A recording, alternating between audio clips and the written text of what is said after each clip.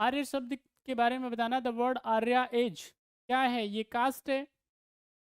ये जरा मुझे बताइए, ये गुणवाचक कोई शब्द है, विद्वान है, वीर या योद्धा है? फटाफट से बताएं क्या है सही आंसर। स्वागत है आपका भाई, रम्या जी। सभी बच्चे आंसर करिए भाई।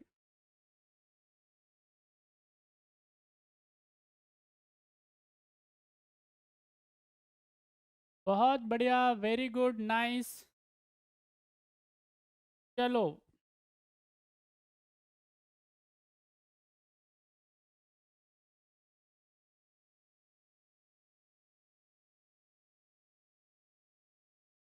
क्या ही बोलूँ मैं आपको।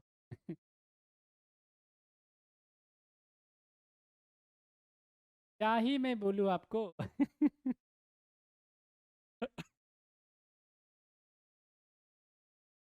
जहाँ डूबता है तैरने वाला ही डूबता है, बात समझ में आई? कई बारी लोगों को क्या होने लग जाता है कि भाई अब तो अपन अपुन छे भगवान, तो खुद को क्या मानने लग जाते हैं हम लोग, भगवान मानने लग जाते हैं। एक आध तो कोई एक एक भी बालक ने सही आंसर नहीं दिया। यहाँ पे ये पूछ रहा है आपसे, आर्य शब्द है, आर्य शब्द है। आर्य शब्द कैसा शब्द है? ये गुणवाचक शब्द। बात समझ में आ रही है? आर्य शब्द कैसा शब्द यहाँ पे याद रखना है। जब हम बात करेंगे, देखो, संज्ञा के बारे में सब जानते हैं कि नहीं? संज्ञा के बारे में जानते हैं, सर्वनाम के बारे में जानते हैं, विशेषण के बारे में जानते हैं, हाँ या ना? आप नाउन पढ़ते हैं, ठीक है, प्रोनाउन पढ़ते हैं, एडजेक्टिव पढ़ते हो, जानते हो इसके बारे में सारे बच्चे? ये नहीं जानते? सब जानते होंगे। तो यहाँ पे संज्ञा के बारे में अगर पूछे आपसे, तो किसी व्यक्ति, वस्तु, स्थान, उसके नाम को क्या कहते हैं? ठीक है कि नहीं? संज्ञा कहते हैं, नाउन बोलते हैं। और यहाँ पे संज्ञा की जगह पे, स्थान पे काम आने वाले शब्दों को क्या बोलते हैं? सर्वनाम बोलते हैं। और किसी की विशेषता बताने वालों को एडजेक्टिव बोलते हैं। समझ में आ रही है? तो यहाँ पे ये विशेषता बताई जा रही है किसकी? आर्य। आर्य का मतलब क्या होता है? आर्य का मतलब होता है श्रेष्ठ। क्या होता है?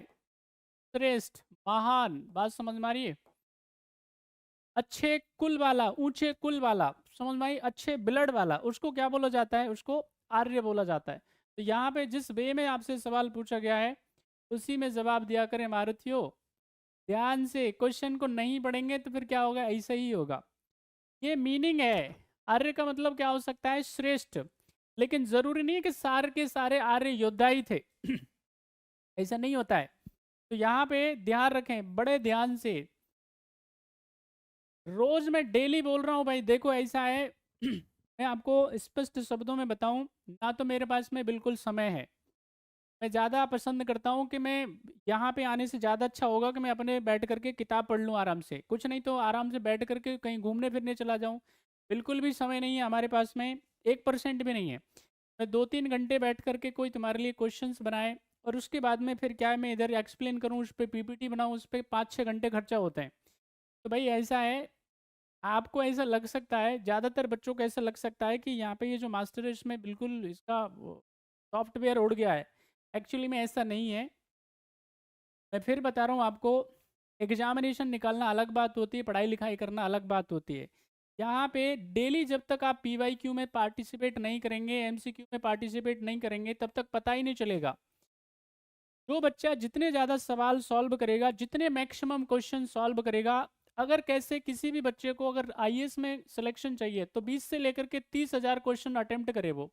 मतलब याद करे सीधा सीधा, उसके दिमाग में, उसकी खोपड़ी में कम से कम 20 से 30 हज़ार क्वेश्चन जब तक नहीं होंगे, वो भूल जाए पीटी निकालेगा। कभी पीटी नहीं निकलने वाला है। कोई भी बच्चा जिसको भी असिस्टेंट प्रोफेसर बनना है, नेट जेआरएफ अगर उसको चाहिए, तो 5 से लेकर के 10,000 क्वेश्चन जब तक उसकी खोपड़ी में नहीं होंगे हर एक विषय के संबंध में, तब तक वो भूल जाए कि वो उसको कुछ करना भी है। कंसेप्ट आराम से याद हो जाएंगे। सिलेबस में छोटी छोटी बातें हैं, सिलेबस से काम नहीं चलने वाला है। कभी आप सोचो कि सिलेबस पढ़ने से काम चल जाएगा, नहीं होने वाला है। क्वेश्चंस करने पड़ेंगे, और उसके लिए खुद से मेहनत करनी पड़ेगी आपको। अप दीपो भवे, खुद का दीपक तुमको खुद ही बनना पड़ेगा। कोई मास्टर नहीं कराने वाला है, मैं भी नहीं कराने वाला हूँ। मैं तो चलो इतनी मेहनत तो करता हूँ कम से कम। पूरे के पूरे अगर इंडिया में जाएंगे आप, तो भारत में कहीं पे भी कोई भी अगर किसी के माई के लाल में अगर दम हो, तो वो 3 क्लास दे करके बता दे। कितने ही पैसा ले ले उसके बाद 3 क्लास तो नहीं दे पाएगा। इसका मतलब यहाँ पे ये सारी बातें जो हो रही हैं ये सिर्फ किसके लिए हो रही हैं? Only for you, for your sake. तो आप ही के लिए हो रही हैं और इसके लिए कोई कोई चार्ज नहीं है भाई। अल्टीमेटली जो हमको चाहिए क्या चाहिए? आपका भविष्य अच्छा चाहिए, आपको नॉलेज चाहिए। मुझे ज़्यादा मेरी जो प्रायोरिटी है आपको हर प्रकार की नॉलेज दूं मैं, ताकि ताकि आपको कहीं जीवन में कोई समस्या ना आए। अन्यथा क्या होगा? किसी भी स्टेट में चले जाइए, हर जगह पे क्या हो रहा है? वैकेंसी क्या हो रही है? जो भी वैकेंसी आ रही है उनमें करप्ट प्रैक्टिसेस हो रही हैं। भ्रष्टाचारी लोग क्या है, तुम्हारा नंबर ही नहीं आने देंगे। तो तुम्हारे पास में क्या बचा है? ईमानदारी बची है। और ईमानदारी से जो आदमी काम करेगा अपना जीवन मज़ेदार काटेगा आराम से। उनको, और वो जो भ्रष्टाचार कर रहे हैं वो उनकी जेल में कटेगी। 2021 का राजस्थान का एसआई का पेपर क्या हो गया है? यहाँ पे आप जानते हैं कि उसमें जितने भी लोगों ने करप्ट प्रैक्टिसेस करी थी ससुरे सब धरे गए। मतलब शर्म आनी चाहिए उनको। कम से कम जो बच्चे मेहनत कर रहे हैं उनको तो कम से कम हासिल होने दीजिए। यूपी के अंदर आरओ का पेपर, अब देखो कहीं पे भी कोई भी स्टेट ऐसा नहीं है जहाँ पे कोई भर्ती जो हो रही है और वो कैंसिल नहीं हो रही है। अब बताओ, क्योंकि पढ़ाई लिखाई का कोई मतलब ही नहीं रह जाता है। तो मैं तुमसे ये आग्रह करता हूँ कि रोज जितनी मैक्सिमम हो सकता है ताकत लगा दो आप। हर विषय को पढ़ो, अच्छे से पढ़ो। और अगर आप पढ़ाई वढ़ाई करेंगे तो फिर आपको ईमानदारी से बढ़िया से अपना जीवन क्या है व्यतीत कर पाएंगे। उनको करप्ट प्रैक्टिसेस करनी है, करने दीजिए आराम से, है कि नहीं? करप्ट प्रैक्टिसेस आज नहीं तो कल पकड़ी जाने वाली हैं। जेल तो पक्का है 100%, तो कोई छोड़ा नहीं सकता। मेहनत करो ज़्यादा से ज़्यादा, हर विषय को पढ़ो, समय दो। और कोई दूसरा आपके पास में जरिया नहीं है, तरीका नहीं है।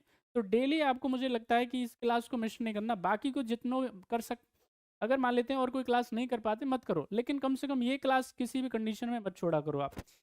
चलिए नेक्स्ट क्वेश्चन का आंसर करो सारे बच्चे। स्वागत है आपका भाई भावना जी। क्वेश्चन आपकी स्क्रीन पे, क्वेश्चन नंबर सेकंड का आंसर करिए। प्रारंभिक कार्यों के बारे में निम्न कथनों में से कौन सा सही नहीं है? फटाफट से बताइए। वे संस्कृत बोलते थे, घुड़सवारी किया करते थे, वे कई झुंडों में भारत पहुंचे, वे मुख्यतः नगरों में निवास करते थे। क्या है सही आंसर? विचार करके आंसर देना।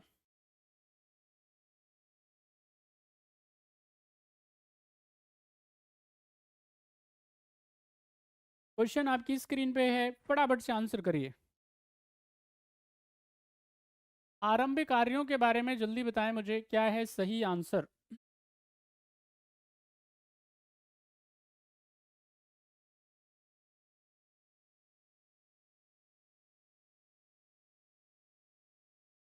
देखिए यहाँ पे आर्यों को लेकर के क्या है भाई, इतिहासकारों में क्या है, मतभेद है, काफ़ी डिस्प्यूट है। उनके स्थान को लेकर के, कहाँ से आए उसको लेकर के काफ़ी क्या है, डिस्प्यूट है। कुछ लोगों का मानना है कि भाई वो भारत के लोग थे, कुछ लोगों का मानना है कि वो कहीं बाहर से आए थे। जैसे मैं एग्जाम्पल के तौर पे बताऊं, मैं अगर आपको अलग अलग लोगों के हिसाब से, जैसे हमारे देश में क्या है, तिलक साहब हैं, बाल गंगाधर तिलक साहब के हिसाब से मैं बताऊं तो वो क्या कहते हैं, आर्कटिक एरिया से आए थे। वो कहाँ से आए थे? आर्कटिक एरिया से। अब यहाँ पे ये अर्थ है, बात समझ में आई? यहाँ पे ये क्या है, अर्थ है। इसको क्या बोलते हैं? ये आर्कटिक एरिया है, लगभग लगभग 6.5 से ऊपर का है ये एरिया, उसको क्या बोलते हैं, आर्कटिक क्षेत्र बोलते हैं। तो यहाँ से आए थे, इनका मानना है, ये तिलक साहब का मानना है। अब यहाँ पे क्या है, एक हिस्टोरियन है जिसका नाम है मैक्स मूलर, उसके अनुसार क्या है, आर्य जो है वो सेंट्रल एशिया से आए। कहाँ से आए? मध्य एशिया से आए। कुछ का मानना ये है कि भाई वो जो रशिया है उसके दक्षिणी भाग से, यानी उसके साउदर्न एरिया से क्या है, इधर आए। एक्चुअली में क्या है, ज्यादातर जो पक्ष में है वो किसके में, मैक्स मूलर के पक्ष में, कि वो सेंट्रल एशिया से आए, लेकिन ये कोई कंफर्मेशन नहीं है। लेकिन हाँ, उनकी गुणों की अगर हम बात करेंगे, उनकी विशेषताओं की बात करेंगे, तो आर्य जो है ये क्या है, एक कबीलाई समुदाय है। कबीले समझते हैं ना आप, हुर हुर करते हैं। तो ये ये क्या है, कबीलाई समुदाय समुदाय है। कबीले में क्या है, यानी कि ग्रुप बना करके, झुंड बना करके क्या है, वो घूमते हैं। घुमंतु आप समझ लीजिए, वहां पे वो प्राणी है। तो अब क्या करते हैं, वो अपने साथ में वेद लेकर के घूमते हैं। बात समझ में? के हाथों में क्या रहता था, वेद रहता था। और वो क्या करते थे, वेद पाठन करने का काम करते थे। संस्कृत बोलते थे, समझ में आ रही है? क्या बोलते थे? संस्कृत बोलते थे। सुंदर दिखने में, सुंदर। द्रविड़ क्या है, ध्यान रखना है, द्रविड़ जो समुदाय के लोग हैं वो दिखने में क्या है, मतलब काले हैं। कलर कैसा है उनका, काला। जबकि आर्य क्या है, गोरे हैं, है ना? आर्य का मतलब श्रेष्ठ होता है ना। तो यहाँ पे उनका कलर कैसा है, गोरा कलर है। तो ये मतलब उसमें जितना भी उनका फिजिकल अपीयरेंस देखेंगे वो बड़े सुंदर दिखते हैं, समझ में आ रही है। तो यहाँ पे ये संस्कृत बोलने का काम करते थे, अच्छा घुड़सवारी किया करते थे। अब एक्चुअली में क्या है, यहाँ पे घोड़े को लेकर के क्या है, इतिहासकारों में काफ़ी डिस्प्यूट है, काफ़ी विवाद है, क्योंकि घोड़े के बारे में आपको एविडेंसेस जो मिलेंगे वो कम से कम मान के चलिए कि 6000 ईस्वी पूर्व की बात है, BC। तो वहाँ पे आपको क्या है, ये आपको एविडेंसेस मिलते हैं इधर कैसे।